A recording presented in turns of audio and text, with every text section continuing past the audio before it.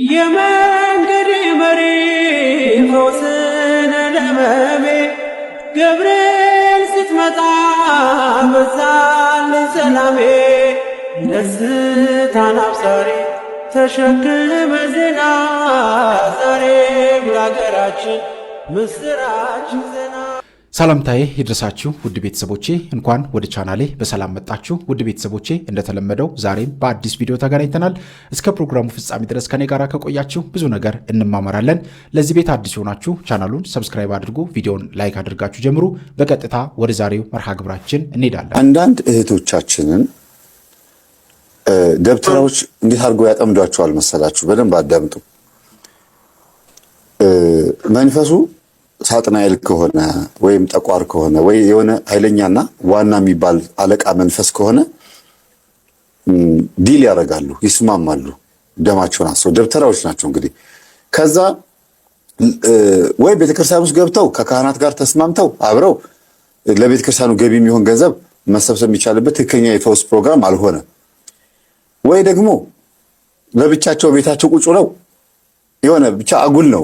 ቤተክርስቲያን አጠገብ ይጠጉና ከጎኑ የሆነ ነገር ችግር ይፈጥራሉ። ከቤተክርስቲያን ጎን ህዝቡ ቤተክርስቲያን ሊሳለም የሚመጣውን ህዝብ ለማጥመድ እዚህ ጋር እንዳባታሉ እንዲባል ማለት ነውና በአሁኑ ሰዓት ካህናትና ዲያቆናት ወይም ባህታውያንና መናንያን መነኮሳት ተአማኝነት ስላጡ ወይም ተቀባይነት ስላጡ ምንድነው የሚያደርጉት? በአንዲት ንቁ ሴት ላይ መንፈሳቸውን ያሳርፉባታል። ንቁ ሴት ማለት አውቶቡስ አምጥታ አስተባብራ ወደ ክፍለ ሀገር የምታመጣላቸው እንደዚህ የምታስተባብር ገቢ ምንጭ የምታመጣ ቤተክርስቲያኑ የምታስፈጽም ምናምን እንደዚህ የልማት ስራ የምታሰራ ሴት ወይም የሆነ ሰው ላይ መንፈሳቸውን ያሳርፉና ከዛ በዛ ሰው በኩል የሚነግሩት ቲክቶክም ዩቲዩብም ምንም ስለምትሰራላቸው ወይም ደግሞ እንደዚህ ስለሚያግዟቸው ከህዝቡ ጋር ቅርብ ስለሆኑ እነዚህ ሰዎች አንዳንዴ አርቲስቶችንም ራሱ የሚያጠምዱበት ጊዜ አለ በመተት። የእውነቴን ነው የምላቸው። እኔ ግልጽ ነው የምናገረው። ስላጋጠመኝ ነው፣ ስለምናውቅም ነው፣ ስለማውቅም ነው። እና ዝም ብላችሁ ዘው ብላችሁ አትሳተፉ የምንለው ቤተክርስቲያን እንዳታግዟት ሳይሆን ለደብተራዎች ማገዶ እንዳትሆኑ ስለምንፈልግ ነው።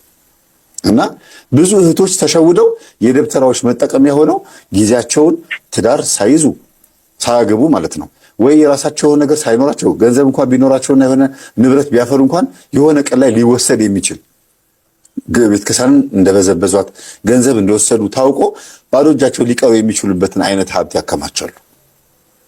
በጉዞም በልማቱም በሚሰበሰበው ገንዘብ በጨረታውም በምኑም ገንዘብ ልታገኝ ትችላለች ለጊዜው ልጅቷ። ያ ግን እሷን ማታለያ ነው። ደብተሮች ከእሷ የሚያገኙት በጣም ብዙ ጥቅም ስላለ ማለት ነው። ከዛ በኋላ ግን እቺ ልጅ መጠቀሚያ ካረጋት በኋላ መንፈሱን ያረጋታል ወይ እንድትታሰር ወይ እንድታብድ ወይ የሆነ ነገር በቃ መናፍቅ እንድትሆን የሆነ ወጣ የሆነ ቦታ ብቻ እብድ እንድትሆን ዳንኩኝ በሚል ሲስተምም የሆነ ነገር ውስጥ እንድትገባ ያረጋታል። ግን በቃ ሌላ ተረኛ ሴት ስለተዘጋጀች ወይም ሌላ ተረኛ ሴት ስለተዘጋጀ ነው እቺ ልጅ ያስወገዷት። እና አንዳንዴ ከባድ ነው፣ በጣም ከባድ ነው። ነቃ በሉ።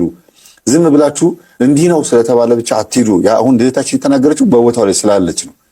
በጣም ብዙ ደብተራዎች የከተማን ሰዎች በመተት አጥምደው መጠቀሚያ እያደረጓቸው ነው። ግልጽ ነው የምናገረው። የፈለጋችሁትን በሉኝ።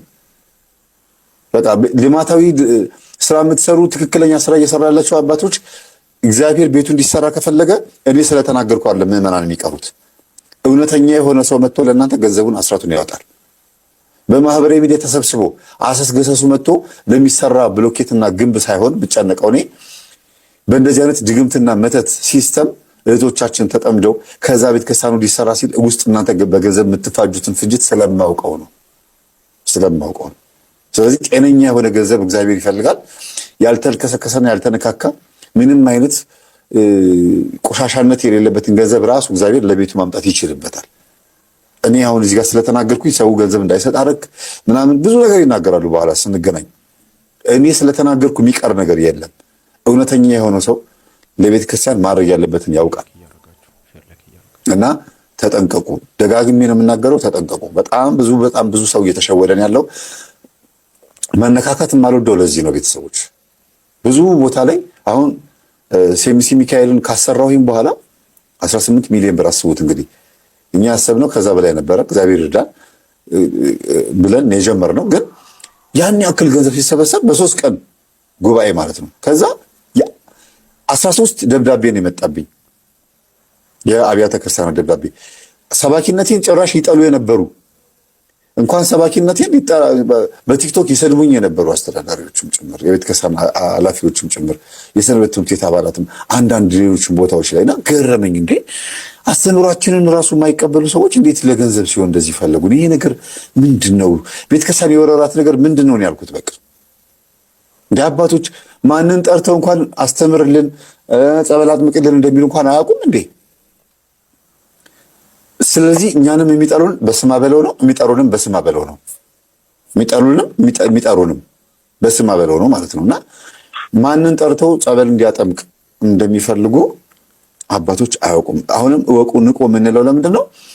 ገና መንፈሳቸው ያልወጣላቸው የጠቋር መንፈስ ላቸው ላይ ነግሶባቸው ቴዎሎጂም ያልገቡ አስቡት። ቴዎሎጂ እንኳን ገብቶ እንኳን ትምህርት ያልተማሩ ምንም አይነት አቅሙ የሌላቸው ወንጌል ለማስተማር ሲቆም ያው የክርስቶስን ቃል ለመመስከር ቴዎሎጂ መግባት ጥቅም አለው ማለት እንጂ የግዴታ ነው ማለት አለ። ወንጌል ለመስበክ ለማጥመቅም ቴዎሎጂ መግባት አያስፈልግም። ግን ቢያንስ ይሄ ሰው ማን ነው ብሎ መጠየቅ ያስፈልጋል።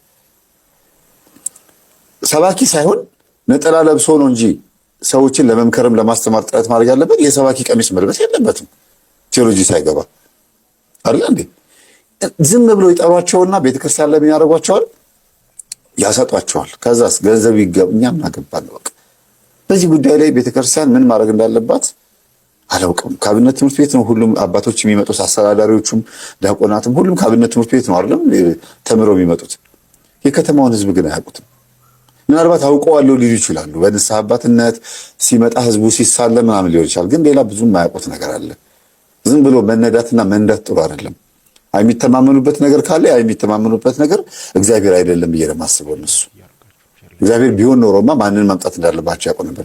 ለዚህ ነው አርፌ ስብስብ ብለው ና ሲሉኝ አይ ግን ትምህርቴን አውቃቸዋለሁ። በጣም ቅርብ ጊዜ አንድ ቤተክርስቲያን ላይ እንደዚህ ማሰብ ግን አውቃችሁኛል፣ እኔ እኮ የመምህር ግርማ የተፈወስኩኝ የመምህር ግርማ ልጅ ነኝ፣ እንደዚህ ነው ማስተምረው፣ ስለ መናፍስት ሴራ ነው በደንብ ማጋልጠው ብዬ ልፈትሻቸው ብዬ ስለኔ በደንብ እንዲያውቁ በደንብ ይዩትና ትምህርቴን ካመናችሁበት ነው የምትጠሩኝ አልኳቸው።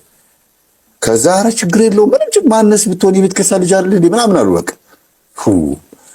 አሁን ከገባው በኋላ እኮ እዛ ምድረ ደብተራ ፊት ለፊቴ ይመጣል። ላስተምር ስቆም እንደው አላጠምቅም እንጂ ማጠምቅም ቢሆን ጸበል መረጭ ቢሆን ማለት ነው በቃ የሆነ ብቻ አጋንንትን ለማስወጣት ማድረግ ቢሆን ዝም ብሎ ይቀበሉታል።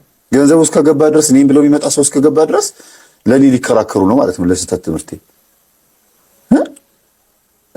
ለምን በገንዘብ ይለካል ቤተክርስቲያን ሲሚንቶና አሸዋ? ለምንድን ነው ቢያንስ እንኳን ራሱ የፈቀደለት ሰው ይምጣ ብሎ የማያስቡት አባቶች? አንዳንዶች ጥቅሙንም ስለማያውቁ በደንብ አይነግሯችሁ። በነገራችን ላይ አንድ ሰው ስለ አንድ ነገር የሚያውቀው የሚናገረው የዛን ነገር ጥቅም ሲያውቅ ነው። ሰይፈ ስላሴን የማይጸልይ አባት ሰይፈ ስላሴን ጸልዩ ብሎ ሊነግራችሁ አይችልም።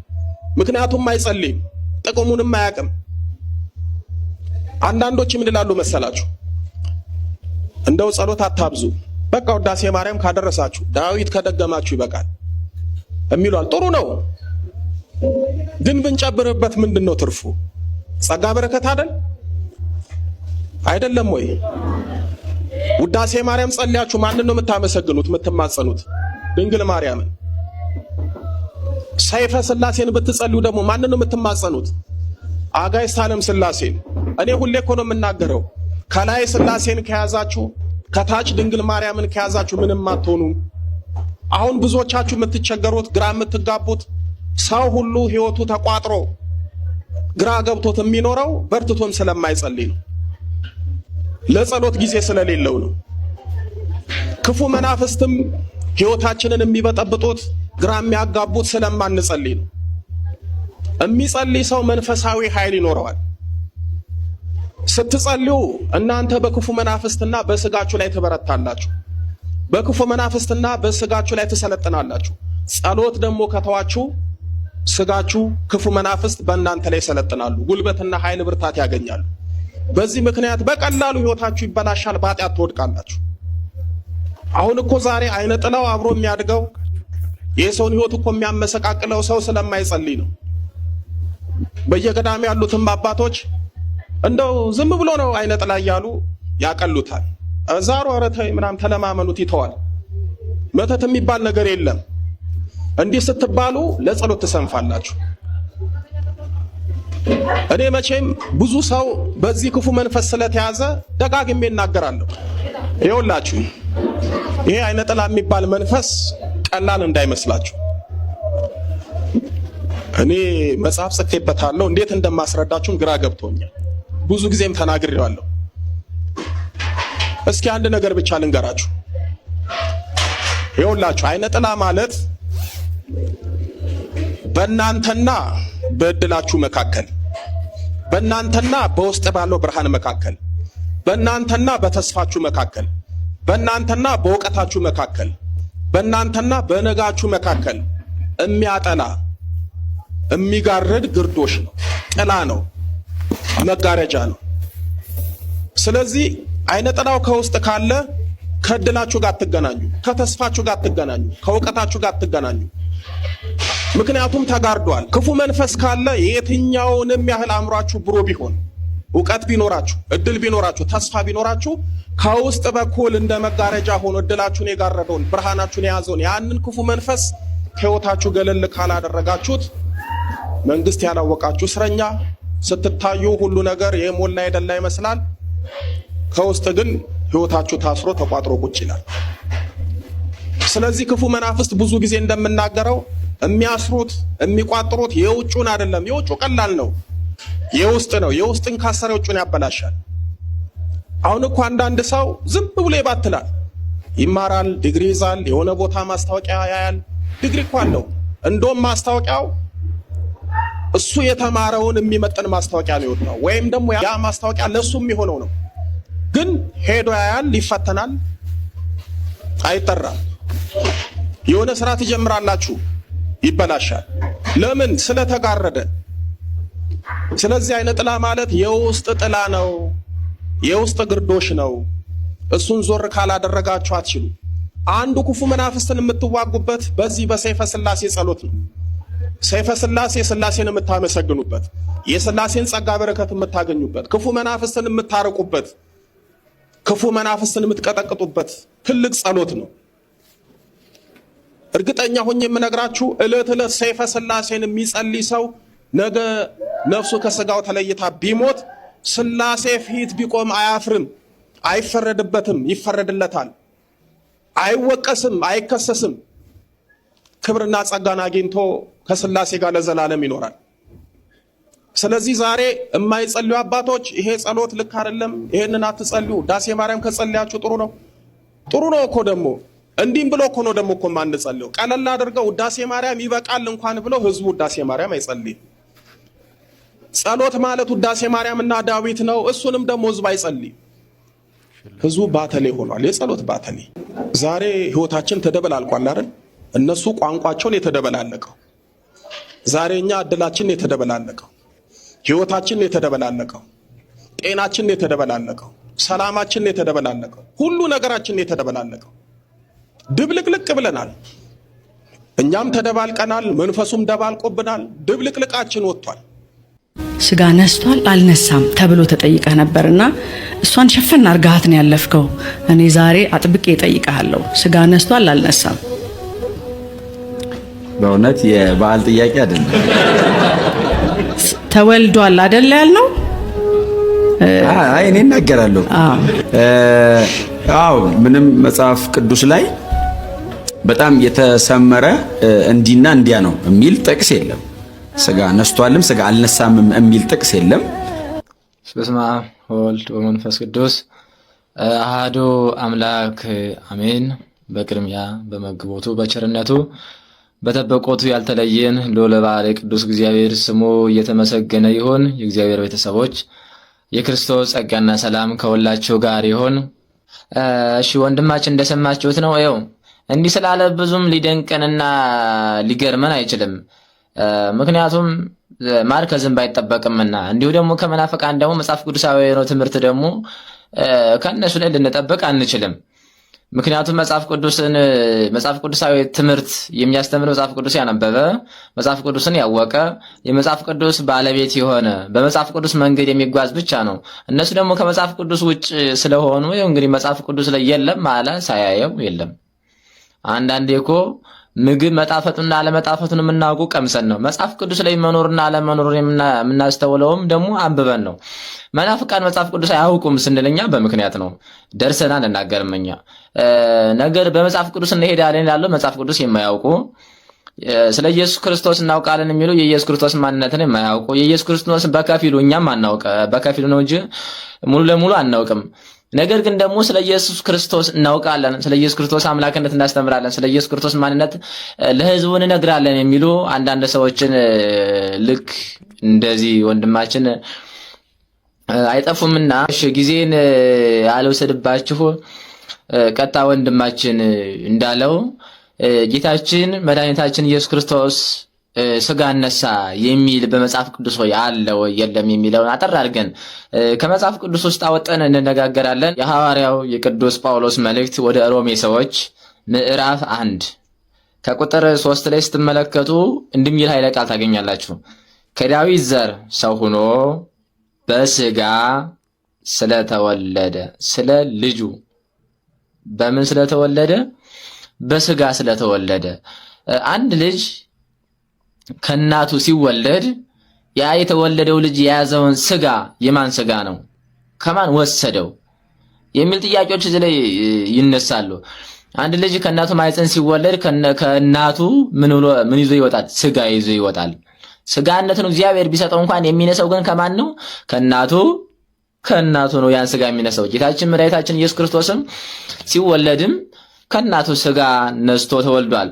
እንዲሁ ደግሞ ዕብራውያን ምዕራፍ 2 ከቁጥር 14 ላይ ስትመለከቱ እንደሚል ኃይለ ቃል ታገኛላችሁ። ልጆች አለ በስጋና በደም አንድ ናቸውና። በምን? በስጋና በደም አንድ ናቸውና እርሱ ደግሞ ከዚህ አለ ከእነርሱ ጋር ምን ሆነ? አንድ ሆነ። በስጋ በደም አንድ ናቸውና ማን? ጌታችን መድኃኒታችን ኢየሱስ ክርስቶስ ደግሞ ከእነሱ ጋር ምንድን ናቸው አለ? አንድ ናቸው አለ። የዮሐንስ ወንጌል ምዕራፍ 1 ላይም ደግሞ እንዲሁ በስጋ ተገለጠ የሚል ኃይለ ቃል እናገኛለን። ለወንድማችን ማስተዋሉን ይስጠው ከማለት ውጭ ምንም ማድረግ አንችልም። በጣም የሚያሳዝነኝ እርሱ እንዲህ ስለተናገረ ሳይሆን እንዲህ የሚናገረውን ደግሞ የሚከተሉ አንዳንድ ሰዎች ናቸው፣ ባለማወቃቸው የጠፉ ስለ ክርስቶስ እንናገራለን የሚሉ የክርስቶስን ማንነት የማያውቁ አጋንንትን የሚያገለግሉ ብዙዎች እናያቸዋለን። አምላካችን እግዚአብሔር ልቦና ይስጣቸው። ወስብሐት ለእግዚአብሔር። እባካችሁም በሀገራችን ላይ መቅሰፍት እንዳናመጣ፣ ያውም ደግሞ በታቦተ ሕግ ላይ የሚመጣ ነገር ግን አምላክ አይታገስም። በሚያስፈራና በሚያስደነግጣል ነው የሚለው። በመንበር ፊት ምጽዋት ያመጡትን ተቀበላቸው እንዳለው ጸሎተ ቡራኬ ላይ በታቦተ ሕግ ላይ የሚሰራን ነገር እግዚአብሔር አምላክ አይታገስም። ትዝ ይላችኋል። ፊናስ ምንድን ያደረጉት? መብራቱ የማይቋረጥበትን የድንኳኑን አገልግሎት የመቅደሱን አገልግሎት መብራቱን በሰዓቱ በሌሊቱ አጥፍተው እንዳይጠፋ የተባለውን የመቅረዙን ብርሃን ከሴት ጋር እዛ መቅረሱ ነው ያደሩት።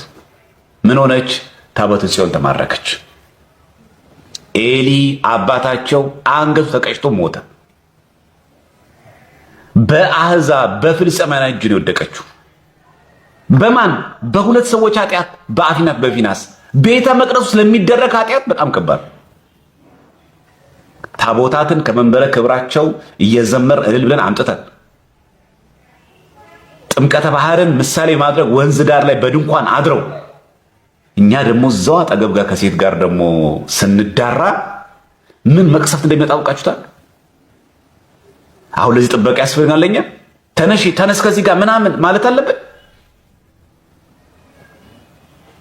ደግሞ አትመጻደቁ። በቃ እኔ ምንም በሴት ምንም አልሆንም። በነገራችሁ ላይ እንደዚህ የሚል ሰው በጣም የሚወድቀው። እኔ ራሴን በጣም ነው የማውቀው ምናምን፣ እኔ ሴት አያሰናክለኝም፣ እኔ ወንድ አይጥለኝም። ማንሽ አንቺ? ማን አንተ? አትመጻደቁ። ስጋ ለባሽ አይደለም እንዴ? አንተ ለራስ እርግጠኛ ነህ፣ ለሷስ ሰው አይደለችም እንዴ? ይሄ አንድ ነው። ሌላው በጣም በጥምቀት በዓል ላይ የምናየው አንዱ ትልቁ ችግር ይሄ ትውዝፍት እና መታጀር፣ ሁለት ነገሮች። ይሄ አክት አላለ በልብስ አሁንማ ዘማሪው ሙሉ የሰባኪ ቀሚስ ያደርጋል። ደግሞ የስታይሉ የከለሩ የምኑ ብዛት ይሄ እኮ የለም። አንድ ብትጠይቁት የለም። አብዛኛው ይቅርታ ላነጋገሬ የለም። መሰረታዊ እውቀት ቤዝመንት የቤተክርስቲያን ትምህርት በሚገባ አውቆ የጠመጠመ ቢሆን እኮ ሰየው። ደግሞ እንዲህ ስትናገሩትም ቅናት ስለሚመስለው በቀላሉ ባልፎ ይሻል። ይሄን ዘማሪያኑ ቀሚስ ያደርጋሉ። በቃ አለቀ። በቃ ደግሞ ትልቅ መስቀል ከዚህ ከውጭ ይደረጋል። ደግሞ ጥቁር መነጽር ደግሞ አለች። በዛ ላይ ጥምጣም አለ።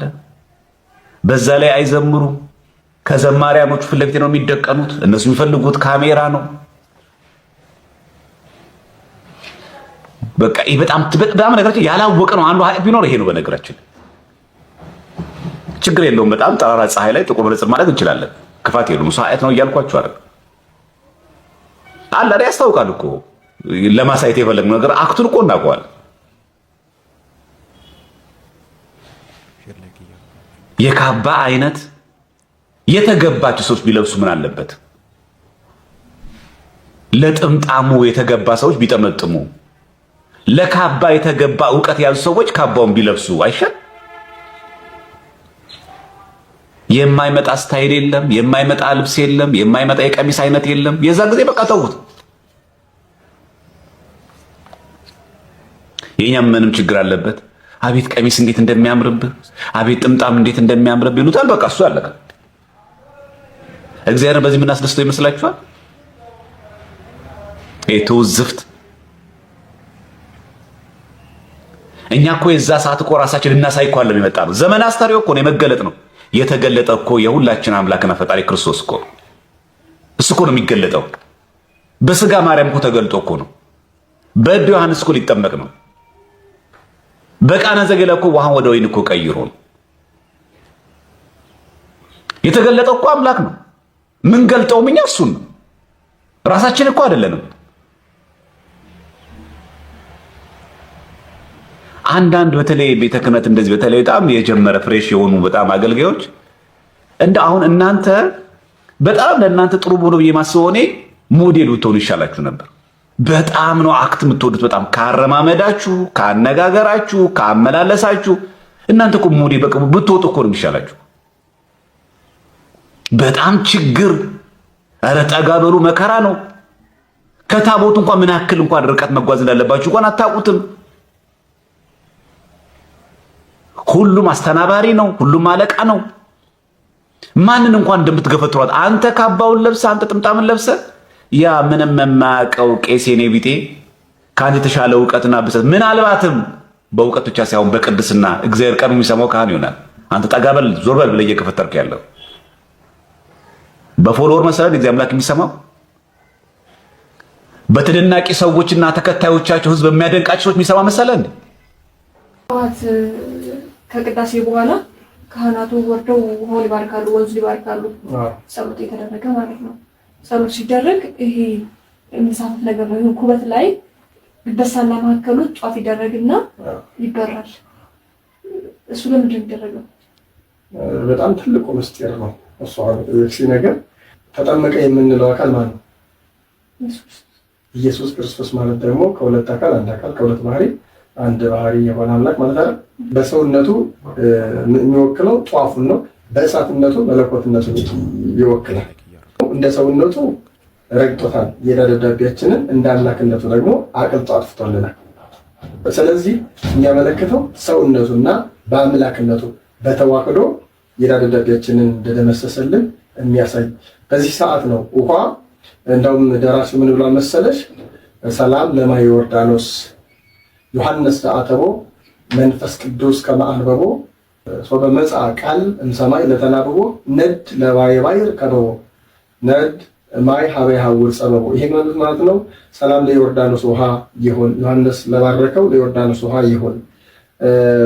መንፈስ ቅዱስ እንዳናገረው ዮሐንስ የባረከው ውሃ ይልና ሶበ መጽአ ቃልም ሰማይ ለተናብቦ አበ ደመና ሆሎ ይኸው ልጄ ነው እንዳለ ይልና ነድ ለባይ ባይ ከበበ ውሃ እሳትን ከበበው ይላል። አሁን እሳትን ውሃ ከበበው ማለት ምን ማለት መሰለሽ? ድሮ ውሃ ነው እሳትን የሚያጠፋው ወይስ እሳት ነው ውሃን የሚያጠፋው? ውሃ እሳት ነው አይደለ? የዚህ ቀን ግን ዮርዳኖስ ውስጥ ግን የጨነቀው መሄጃ ያጣው ውሃ ነው። ለምን?